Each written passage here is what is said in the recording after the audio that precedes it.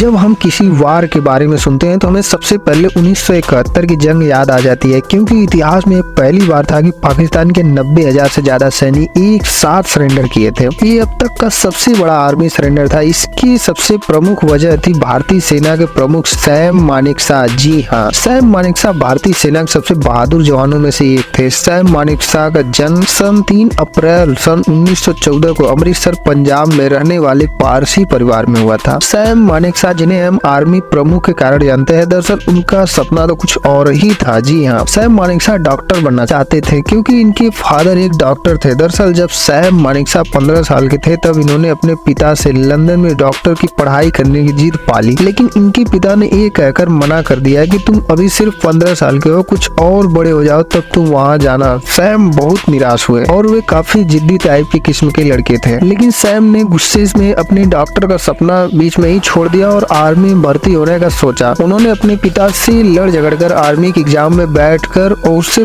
पास भी किया। साल 1932 में IMA में यानी इंडियन मिलिट्री एकेडमी में ज्वाइन कर लिया। इस तरह से मिलिट्री ही सैम मानेकशॉ का करियर बन गई। 1932 का वो समय था जब भारत पर अंग्रेजी हुकूमत था और भारतीय सेना पर अंग्रेजों के लिए जंग लड़ती थी। उस समय इंडियन आर्मी का नाम ब्रिटिश इंडियन आर्मी कहा जाता था। जब सन 1939 में जर्मनी के आक्रमण से सेकेंड वर्ल्ड वॉर शुरू हुआ तब सैम मानेकशॉ कैप्टन का पद हासिल कर चुके थे। सन 1942 में Sam Manekshaw British Indian army की तरफ से वर्मा में अपने सिपाहियों को जापान की तरफ से लड़ने के लिए लीड कर रहे थे। उस समय उनके पेट में कई गोलियां लग गई और उनका शरीर पूरा खून से लथपथ हो गया। हर कोई उम्मीद छोड़ चुका था कि सैम मानेकशॉ अब नहीं बचेंगे। यहाँ तक कि उनकी स्टाफ भी ये कहने लगा कि इतनी गोलियां लगने के बाद अब नहीं बच पाएंगे, क्योंकि सैम मानेकशॉ को लगभग 7 गोलियां लगी थी। लेकिन धीरे धीरे वे ठीक हो गए। जब भारत आजाद हुआ तब इनके गोरखा रेजिमेंट में शिफ्ट कर दिया गया। सैम मानेकशॉ को सन 1939 में भारत का आर्मी चीफ बना दिया गया। इस समय ईस्ट पाकिस्तान में जो उस समय बांग्लादेश है, उस समय पाकिस्तान आर्मी ने वहाँ पर इतनी जुल्म कर रही थी कि वहाँ के लोग अपनी जान बचाने के लिए भारत में शरणार्थी बनकर काफी ज्यादा मात्रा में आने लगे। वो इतना ज्यादा हो चुके थे कि जब मामला हद से ज्यादा बढ़ गया तब तत्कालीन प्रधानमंत्री इंदिरा गांधी ने सैम मानेकशॉ के साथ तुरंत एक मीटिंग की और जल्द से जल्द ईस्ट पाकिस्तान को वहाँ से हटाने के लिए बोला, जिसके बाद